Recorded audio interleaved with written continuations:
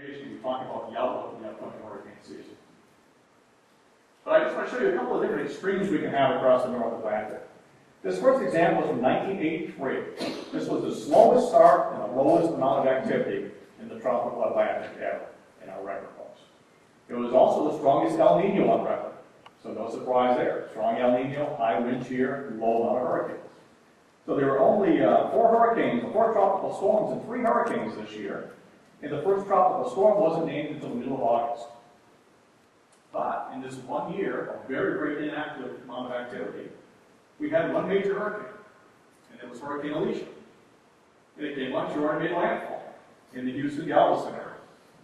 So if you lived in Houston-Galveston, and you remember back in 1983, what are you going to say? Was that a busy year or a quiet year? Busy for you. It was a very, very bad year for you. It was something you're never going to forget, because you had a major hurricane landfall. And that's something we always have to remember when we think about seasonal hurricane forecasts. Don't let the individual numbers change your planning for that year. You're always going to plan the same if you're ready for the hurricane season, whether the forecast is higher than normal amount of activity or lower than normal amount of activity. How about the busiest season on record?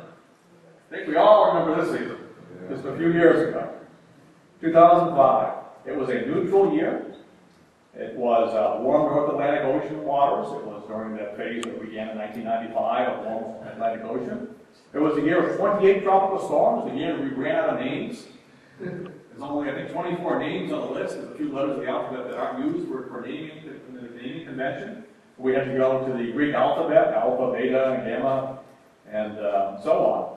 So we had 15 hurricanes that year, more than twice the normal, 7 major hurricanes, more than 3 times the normal.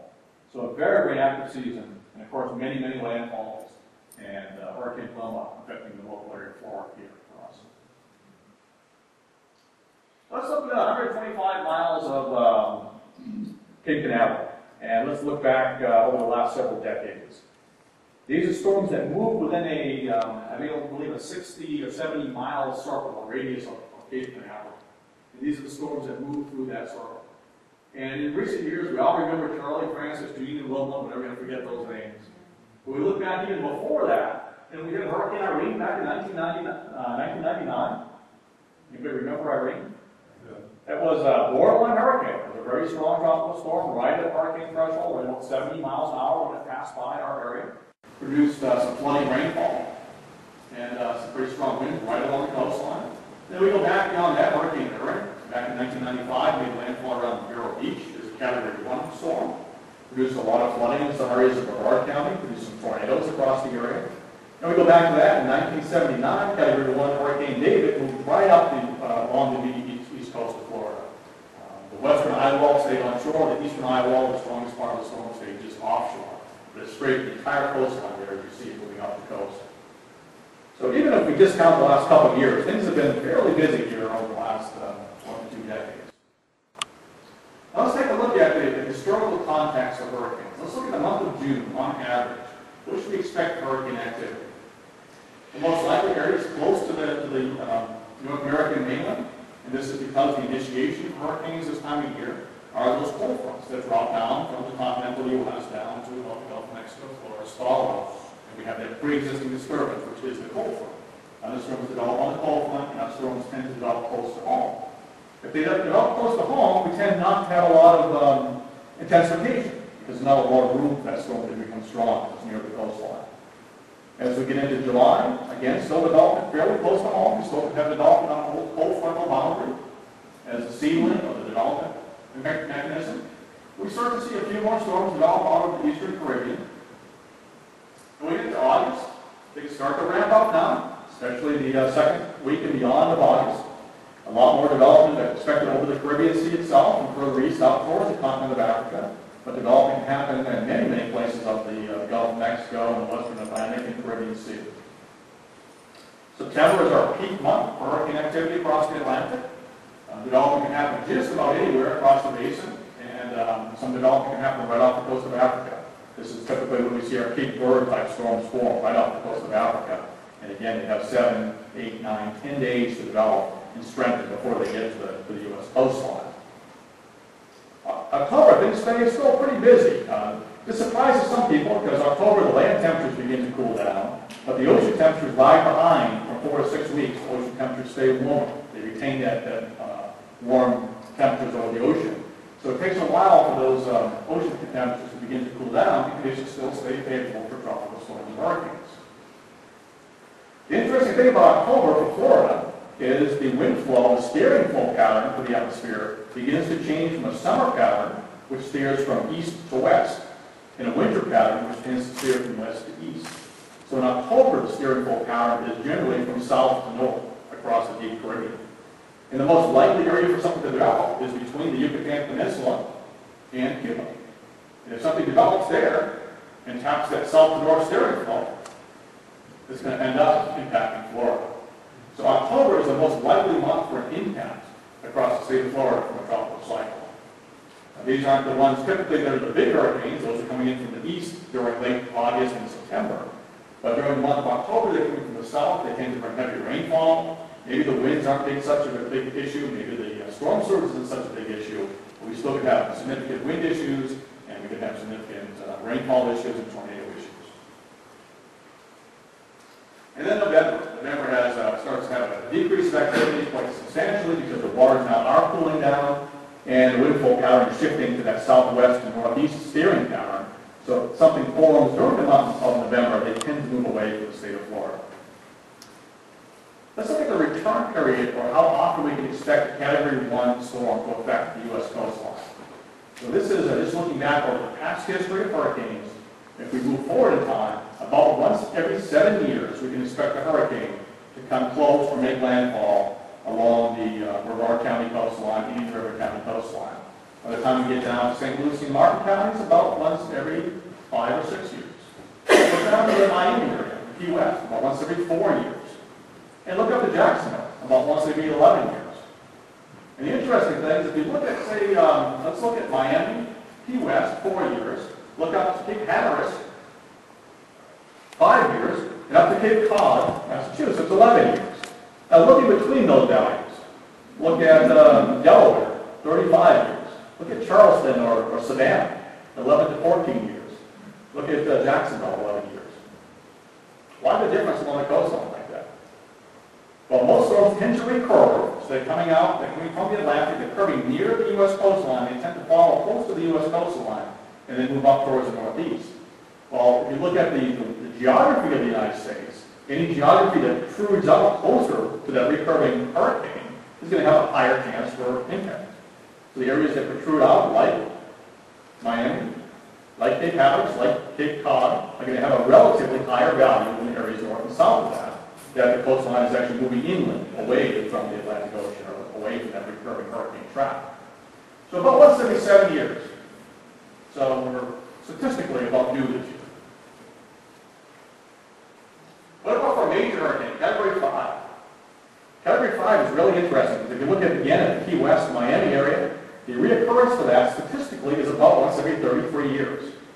So if you lived in Miami your entire lifetime, you could experience possibly 2 Hurricane Andrews. That's amazing, because that is a storm you never want to be near, never want to experience again. You never want to experience one time, never mind 2 times. But statistically, in Miami, you could have something like that occur twice in your lifetime. But you get up towards this area here, about once every 120 years. So hopefully it doesn't happen during our lifetimes. 140 years around Cape Hatteras, 230 years around Cape Cod. But along the mid-Atlantic coast, about once every 500 years. Even Charleston, about once every 500 years.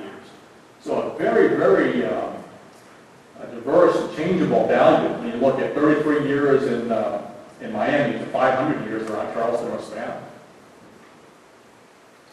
Well, National Hurricane Center, they're part of the National Weather Service, so the National Hurricane Center in Miami. Their main task is to determine how large the hurricane is going to be, what is the aerial extent of the hurricane of the winds from the center, how strong is the hurricane going to be, what category of intensity will it be, and of course where will it go in the next 5 days. So this is a forecast showing what the National Hurricane Center develops. In this case, you can see the red circle there is the hurricane force winds at the current time. Tropical storm force winds within inside that blue circle at the current time. And then the forecast track for this particular hurricane across the state of Florida and out across the North Atlantic Ocean. So that's the skinny black line we often hear about, the exact track if the hurricane forecast is 100% certain. And we all know hurricane forecasts are not 100% certain. We're going to talk more about that in just a moment. Now, this is the average error of the hurricane forecast if you look back over time up to last year.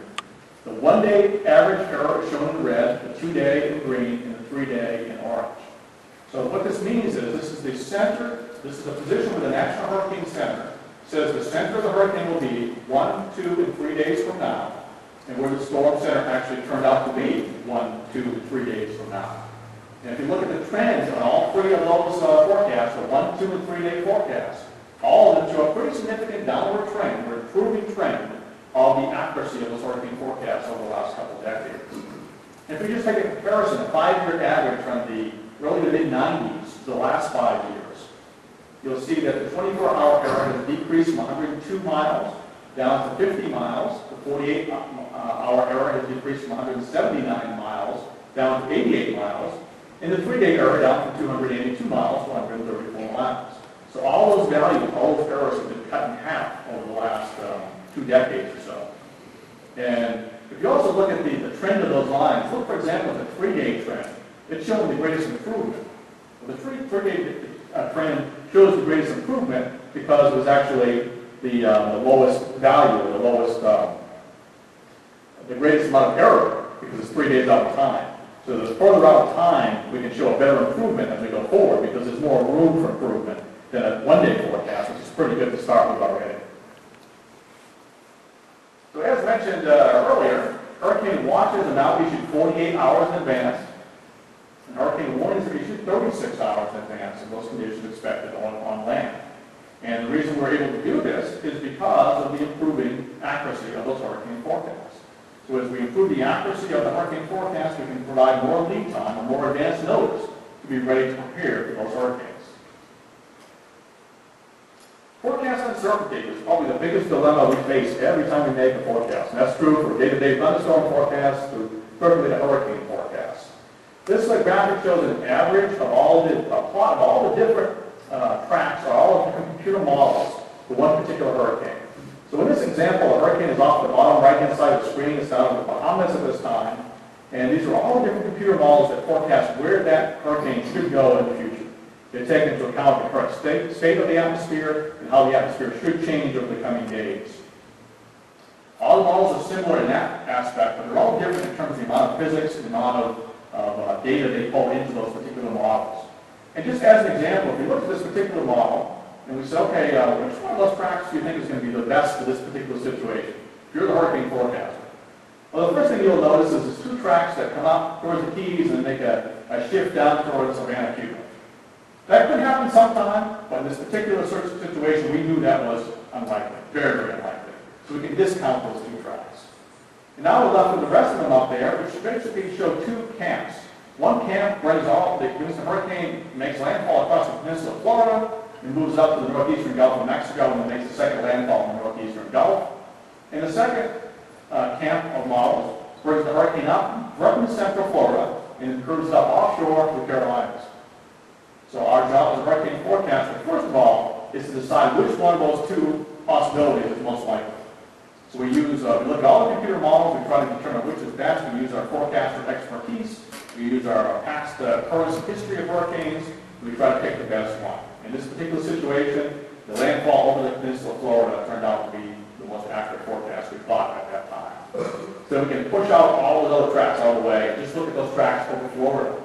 And now try to pinpoint maybe one of those tracks, or an average of a couple of those tracks, to make our human-produced forecast of where the hurricane is going to go in the future. And again, errors have improved dramatically.